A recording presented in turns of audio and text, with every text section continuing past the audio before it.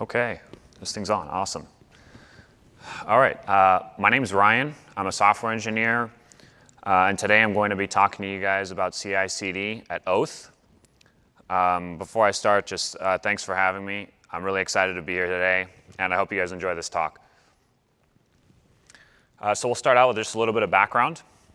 Oath, which was formerly Yahoo, started using OpenStack in around 2012. We started super basic. We just had Nova, Keystone, Glance, and Horizon, and that's it. And slowly we scaled up to hundreds of thousands of compute instances, over 4 million cores. We're one of the largest deployers in the world right now. And we have both ironic and pure VM deployments. So let's talk a little bit about legacy. In this slide, I'm going to talk to you guys about how we deployed Juno, what the problems were with it. And the main purpose of this slide is to show you that no matter how bad the CI/CD situation is at your organization, you can reinvent it and make it better. Because for us, it was awful. It was horrible. So this is just a summary of some of the problems we had, but the amount of problems we had were even larger than what's on this slide. So the first problem is we used this deprecated tool called Anvil to build all of our packages. And it would build Python packages into RPMs. And this thing was deprecated, so it wasn't compatible with new versions of setup tools. It had no support for namespacing. It was hard capping pip to version 1.5. Today's version is version 10. And there are a million other problems with this. The moral of the story is don't try to use deprecated software to build your infrastructure. Another problem was anytime we had a small change to deploy. So for example, we need to deploy a small change to Glance, a configuration change, one line. We had to deploy the entire stack. So our pipeline would say, oh, great, you've got a one-line change to a Glance configuration. I'm going to deploy Keystone, Glance, Nova API, Nova Compute, RabbitMQ, and the database all at once. And so our cluster, the APIs and everything would just be down for like 2 hours while we were doing a deployment, which was awful. We also had no patch management. It was just a complete and total mess. There was no centralization. So we had duplicated patches everywhere. And what I mean by that is in Juno, there was no upper constraints. We just had requirements text. And requirements text, especially in Juno, you'll notice that it just wasn't capped. It just had these huge wide ranges of versions for packages. And so we had probably 15 plus patches that were just for capping things inside of requirements text. And that was a maintenance nightmare, and they were all just duplicated.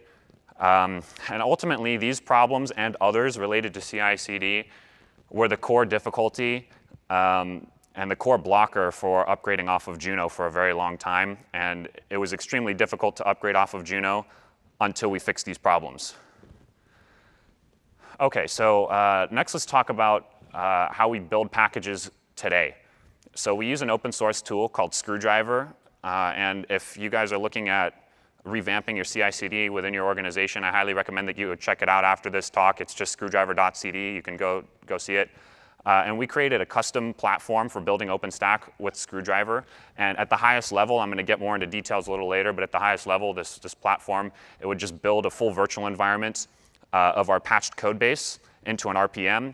And then it would publish that RPM to a centralized artifact store.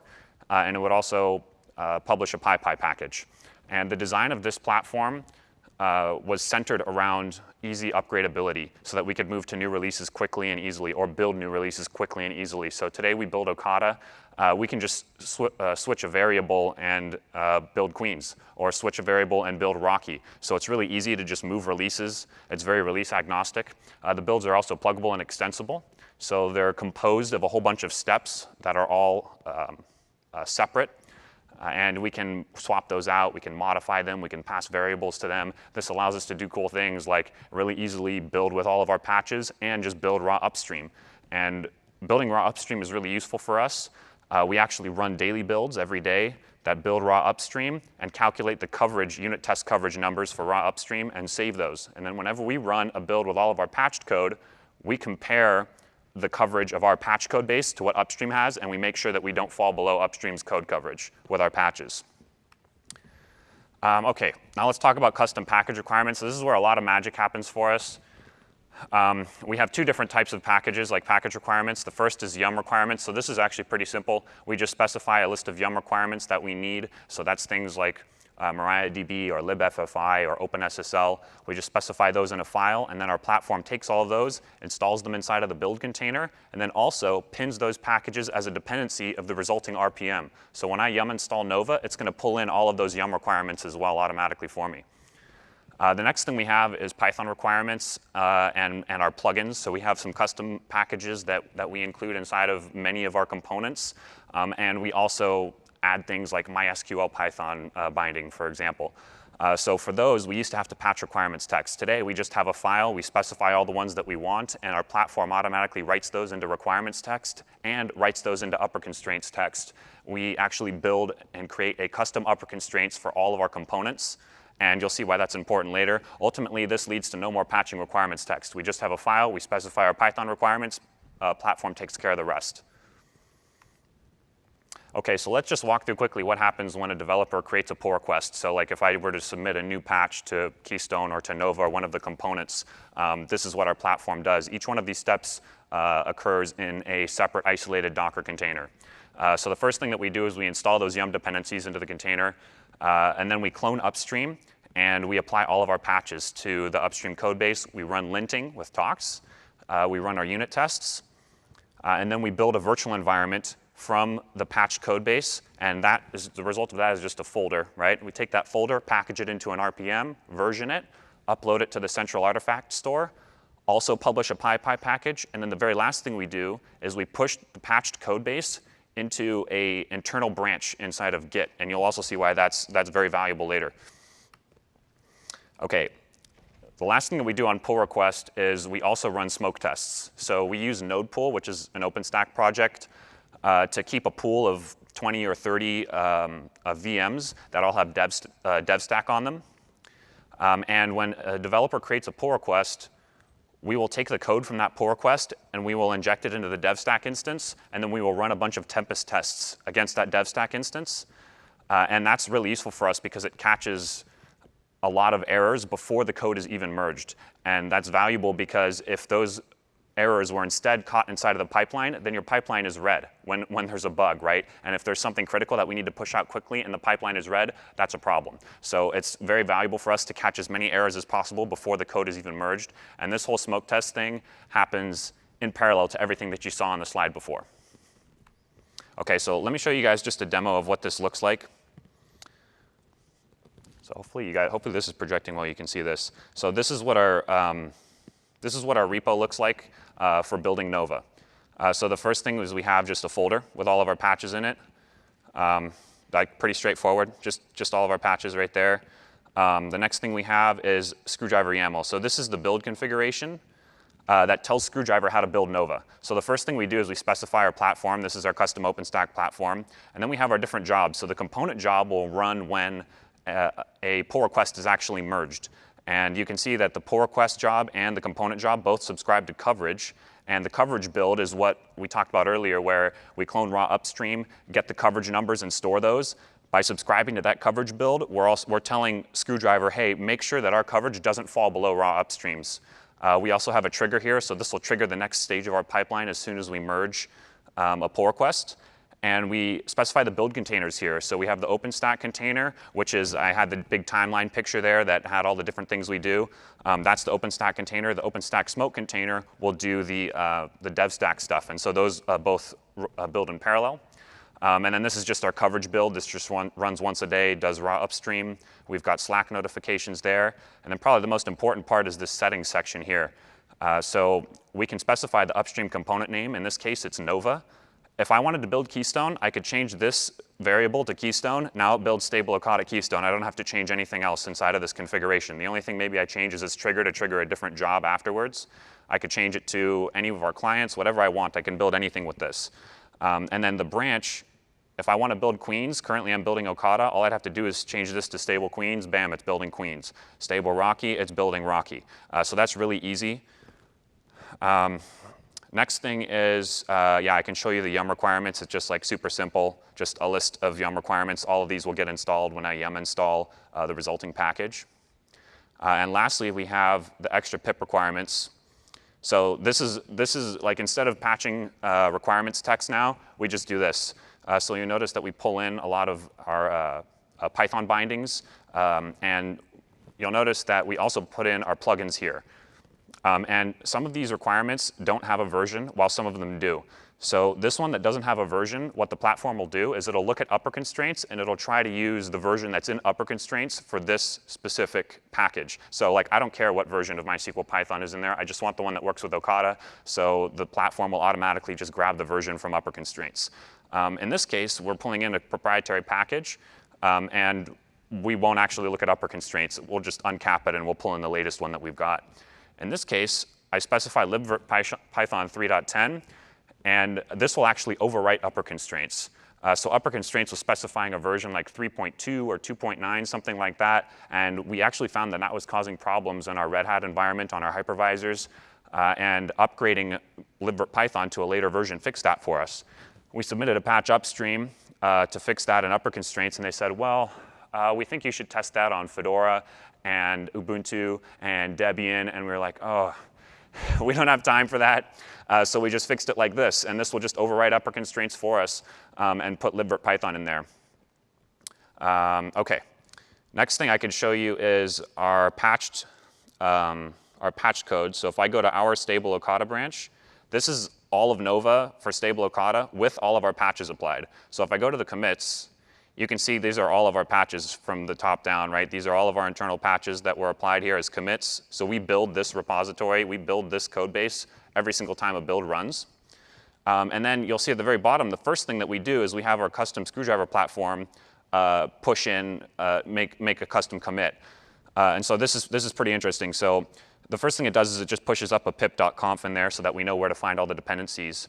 The next thing that's there is we actually completely rewrite requirements text. So when we generate the virtual environment with our patched code, we run a pip freeze, which tells us the entire environment, and we just write that directly into requirements text. That's really valuable because now when I pip install Nova, it will install the exact same packages that we just tested against in our build environment, right? So the build environment is exactly the same as whatever environment I decide to pip install on.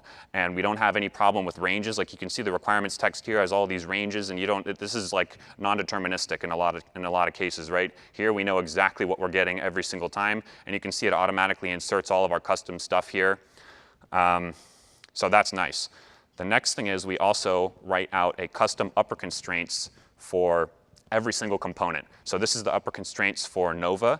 And if we scroll all the way to the bottom here, you can see we actually automatically write in all of the custom versions of our clients. And we also override libvirt Python right there. So now, when a developer clones down this repo, they've got all the requirements that they need. All the patches are already applied. They've got an upper constraints that's perfect. Everything matches the build environment, so you know your tests are going to pass. And we patch talks to not use upstream's upper constraints, but instead just use the one that's in our repo. So you literally git clone this, run talks, and it just works, right? And if you need to install the yum requirements, everybody knows where to find those. They're just in a file. You install them. Done deal. OK, let's talk about pipelines really quick. So we had a lot of problems with our CI/CD pipelines before, like I talked about earlier. Today, we have component-level deployments with one chef cookbook per component. So if you make a small change to Glance, our pipeline is smart enough to detect that and deploy only Glance. And these component-level deployments take minutes. So we can deploy Glance in like 2 minutes. And there's no downtime as a result of that.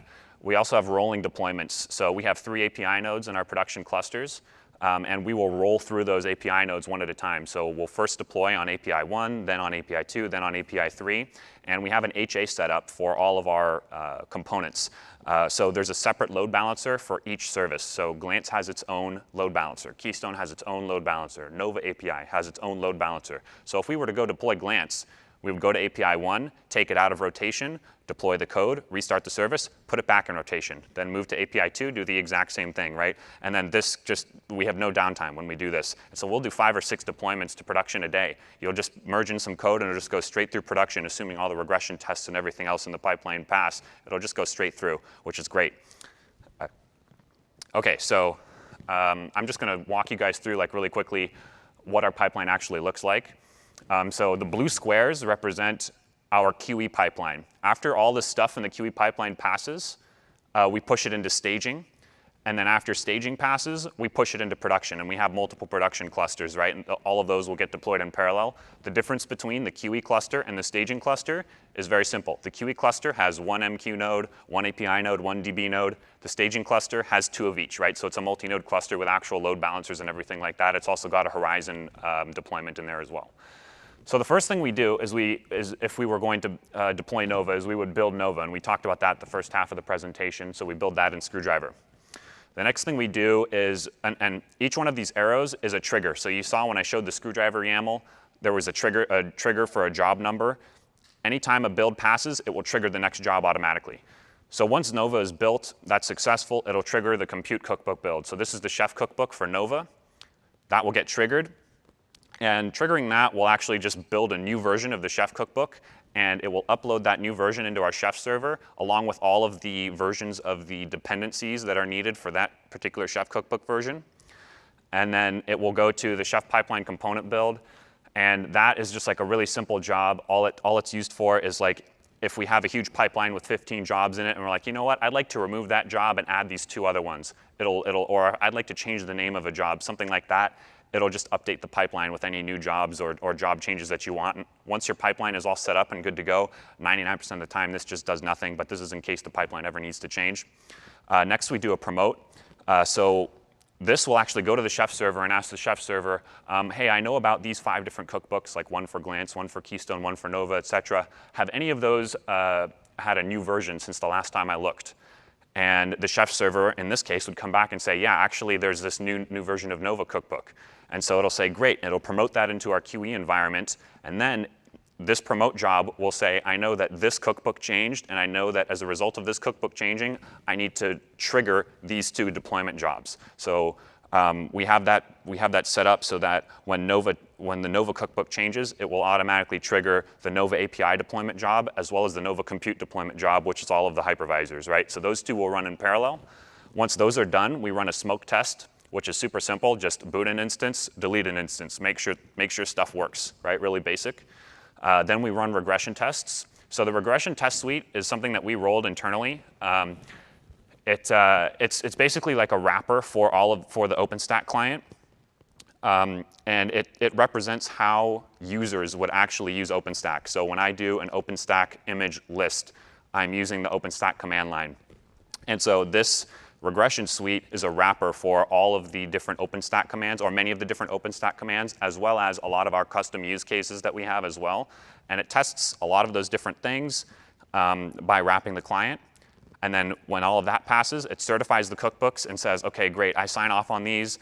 In the QE environment, these all looked good. And then they get pushed into staging, where most of this stuff runs again. We run everything here again, except for regression. So we'll run everything plus the smoke test. And then once that's done, we'll push it into production. And all of our production clusters will deploy it all simultaneously in parallel. So I can show you what our pipeline looks like here quickly. OK, so this is our main pipeline. Hopefully you can see, yeah, that looks pretty good. OK, this is our main pipeline. So you can see here at the very top, this is the component job that I talked about. That was one of the first ones. Then this is the promote job, right? So in our example, we had Nova. So if we were trying to deploy Nova, the promote job would run here. And then after this promote job runs, it would automatically trigger our component level jobs. So you can see here there's a component level job for each one of the components. And so in this case, it would trigger both Nova API and the hypervisor in parallel. So both of those would start deploying.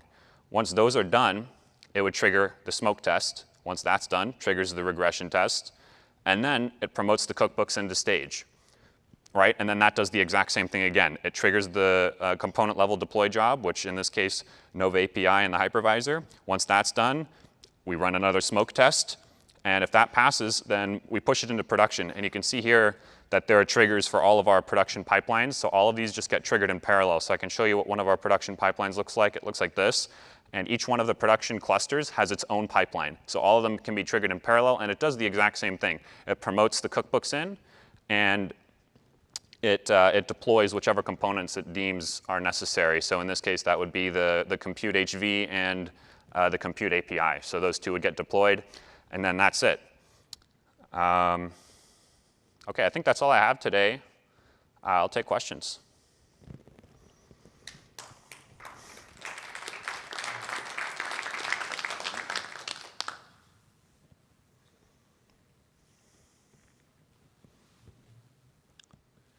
That must have been a really clear presentation. Yeah, actually, if you could use the mic, because then the people on the internet can hear too. Hi. Yeah, go ahead. What's up, man? So what's the base that you use, the base image for your containers? So we use Red Hat Enterprise Linux, and we actually use, for Okada, we use Red Hat Enterprise Linux 7 for our hypervisors and for the API nodes. And so we actually build inside of the build container, we build everything on the exact same image as we run in production. And so it's Red Hat Enterprise Linux, yeah. Second. Yeah, go ahead, that's fine, yeah, you can go ahead. What's like the value of building the virtual envs inside RPMs? Yeah, so that's a really great question. So we went back and forth on this, and the other option is obviously to just pip install the thing directly on the production host, right? Like I could just pip install Nova and create the virtual environment right there. Yeah, so the disadvantage with that is it takes time. What Nova, as you saw, the requirements text there has like 100 different things. So when you pip install it, number one, it's going to be pounding our mirrors, right? We're doing 5 or 6 deployments a day across the world. It's pounding our mirrors hard. Number two, if the mirrors are ever down, if they're out of sync, if their cache is screwed up, anything, there can be tons of different problems with the mirrors, and you have such a higher chance of having a problem with the mirror when you're installing 100 things versus when you're just installing 1 RPM, right? So it's a lot simpler to just install 1 RPM. It's a lot more fault-proof. And then when you're building that huge virtual environment on the fly, yeah, it can just, you open yourself up to so many errors and your deployments take a lot longer. One of the reasons it only takes 2 minutes is because we just deploy an RPM, which takes like 15 seconds to install as opposed to like 2 minutes or a minute, right? Thanks. Yeah, go ahead, man. So 2 questions. Sure. The first one is that in your pipeline, you show where you promote your cookbooks into your environment, and then you do some QA testing to make sure that the.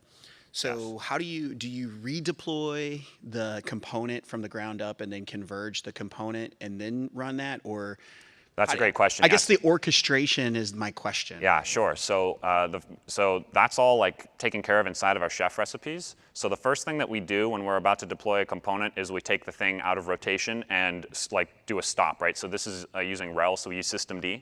So we'll just stop the, like for Nova, for example, we would just stop the service. And then we actually deploy all the configuration stuff right before we even touch the code. We deploy all the configuration, make sure all that's good. And then we do just a yum update. And the way yum update works, we've gone through many iterations on this, so believe it or not, while pip has problems, we have had problems with RPM installations as well. So what we do is we actually install versioned RPMs, and the versioned RPMs are then symlinked to a path that doesn't have the version on it. And so, I mean, at a high level, ultimately, it's just we do a yum update, it removes the old code and puts in the new code, and then we start the service back up again, and the systemd file always looks at one static path, which is symlinked to the version path. And then the service just comes back up and starts working. Gotcha. So how do you know when to start your test job? Like, yeah, great question. So the way Chef works, I guess maybe that'll be like more clear if let's see if I can show you kind of what it looks like. So I know Chef, like when we struggle with it too, so that's just why. Yeah. So like the orchestration aspects of Chef are pretty non-existent. So Screwdriver for us takes care of a lot of that. Yeah. Let me log in here.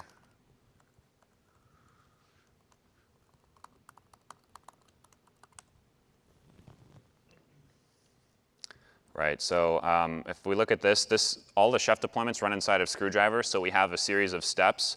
The deployment actually happens on this step, so you can see it actually doing all the chef things. And once, like, ultimately all this does is just SSH is in there, runs sudo chef client, right? Sure. When that's done, it either returns a 1 or a 0, and then that returns back to Screwdriver. Screwdriver looks at the result, says, oh, it was a 0, great. And then it just says, okay, this job is done. And then Screwdriver is set up, like I was showing earlier, to have those triggers, right? So that'll automatically trigger things. And we can also block certain jobs in our pipeline as well. So we can say, okay, I want to block the smoke test job until there are no deployments in queue, right? And so if we were deploying, if we put out like 5 changes at once to all the components and all the components were trying to deploy at the same time, it would wait until all of those things are done and then trigger the smoke test. So this happens, really the orchestration part of it is in Screwdriver, and we had the same kind of problems. We like push Screwdriver and Chef both to their limits to get this level of orchestration in there, but the key is Screwdriver. Gotcha. So in cases where you're orchestrating like a lot of nodes, like let's say you have a huge cluster with,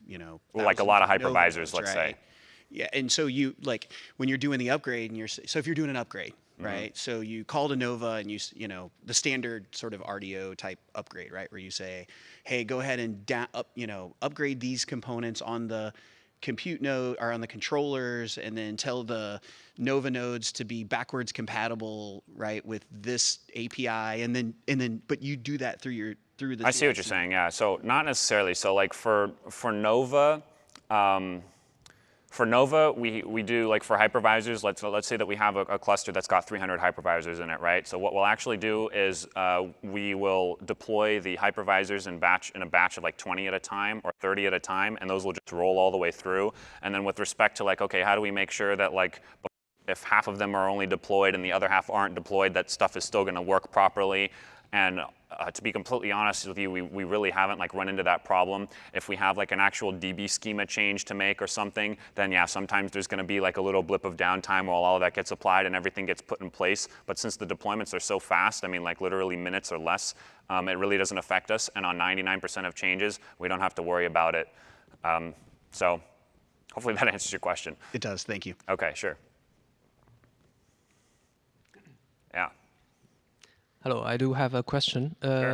With this approach, how do you do the major version upgrade? For example, that you upgrade from the Okada to Pike?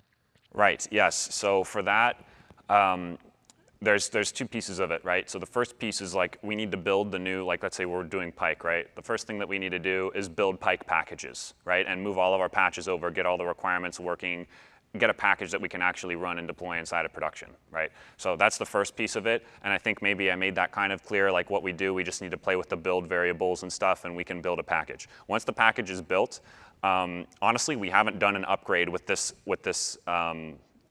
design yet.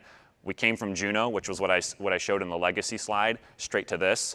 If we were to do an upgrade with this, we would probably make a new cluster, because during the upgrade, we still need this pipeline to work, right? Let's say that we have 10 clusters. We're not just going to snap our fingers and get all 10 clusters on Pike all at the same time, right? We're still going to have, even while we're upgrading clusters, we're still going to have maybe a few of them running Okada, and then we'll have others running Pike, right? So we would keep this pipeline, and we'd build a completely new pipeline on new hardware with all the Pike stuff, and tell all of our builds, okay, point to this pipeline and deploy all the Pike stuff there, right? And then that would deploy everything in Pike, and we'd have the Okada stuff that would run in parallel, and then that way we could test things and do regression and everything like that in Pike before actually deploying to production, while our Okada stuff still stays intact.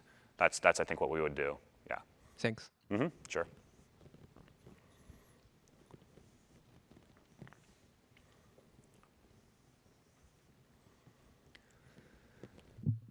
Just roughly, how much improvement in deployment time did you have legacy compared to what you have right now? Great question. Yeah. So what we used to have to do with legacy when we deployed our old stuff is we used to actually have to send out notifications to all of our users and tell people like, hey, the cluster's going to be down and we'd have to schedule it like in a week in advance, right? We'd have to say, hey, the cluster's going to be down for however many hours. It was usually between 2. We would actually schedule it for the whole day. We'd say, yeah, don't even bother. Like this whole day, it's just going to be out of commission. And we would schedule it. We'd tell users in advance, and then we would do it. This is the complete opposite. It just rolls straight through, and we have basically zero downtime. With respect to actual deployment time, like when the pipeline is actually running, I mean, it's a fraction, really. I mean, like the regression test type of stuff, the testing stuff kind of still takes the same amount of time. That's mostly the same, right? But for the deployment itself, the fact that we can do component level deployments and deploy one component at a time is a huge value. Previously, we couldn't do that. Previously, it was just like, okay, deploy everything all at once, right? And that just takes forever, and it resulted in a lot of downtime for us. So I guess to answer your question, like really directly, I mean, the speed up was huge. It was massive, and we can do multiple deployments a day, coming from doing one deployment every month or 2 weeks or something, right? Thank you. Yeah, sure.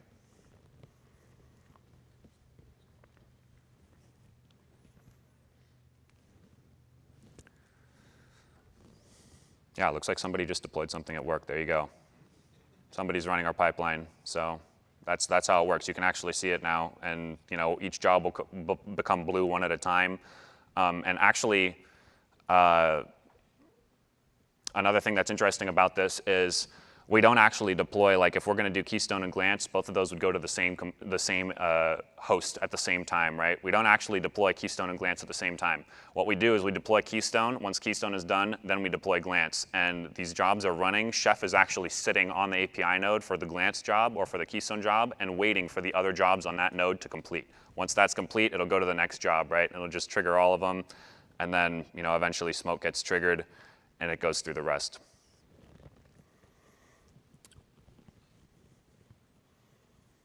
I mean, if there are no further questions, we can call it. Thank you guys so much for coming out. Yeah.